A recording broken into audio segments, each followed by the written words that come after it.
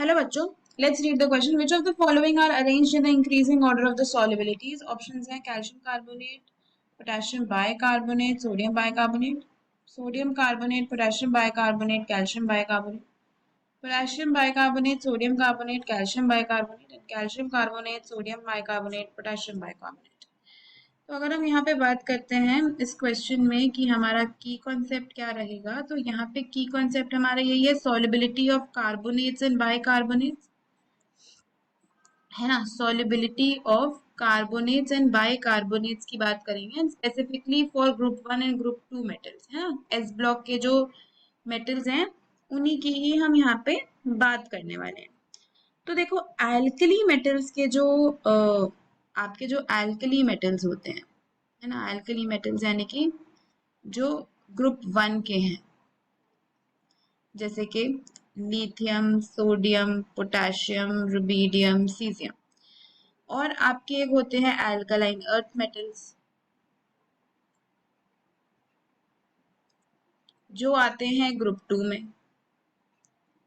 तो इसमें क्या होता है, beryllium, magnesium, calcium, strontium, radium, है ना. एंड देन आपके पास बेरियम भी होता है. सॉरी, पहले बेरियम आएगा फिर रेडियम आएगा.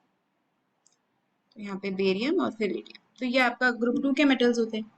अब देखो क्या होता है ना, एल्कली मेटल्स में जैसे जैसे हम नीचे जाते हैं तो जो सॉल्युबिलिटी है वो इंक्रीज करती है ना. जैसे जैसे नीचे जाते हैं तो एल्कली मेटल के जो कार्बोनेट्स या बाइकार्बोनेट्स हैं उनकी सॉल्युबिलिटी इंक्रीज करती है, क्योंकि इनकी जो लैटिस एनर्जी है वो ज्यादा डिक्रीज करती है in comparison to hydration energy. Lattice energy क्या होती है? Lattice energy is the energy that is required to break one mole of a compound into its constituent ions. तो वो आपकी लैटिस एनर्जी होती है ना. तो जैसे जैसे हम नीचे जाते हैं तो लैटिस एनर्जी का जो डिक्रीज है that is more rapid in comparison to hydration therapies. तो इनकी सॉल्युबिलिटी इंक्रीज करती है. लेकिन अगर हम अल्कलाइन अर्थ मेटल्स में नीचे जाते हैं तो इनकी जो सॉल्युबिलिटी है वो बहुत ही कम होती है, बहुत ही डिक्रीज करती है, क्योंकि अल्कलाइन अर्थ मेटल के कार्बोनेट्स और bicarbonates very very less soluble, insoluble और स्पैरिंगली सॉल्युबल ही होते हैं सिर्फ वाटर में. ठीक है, क्योंकि इसमें क्या होता है, जैसे जैसे हम नीचे जाते हैं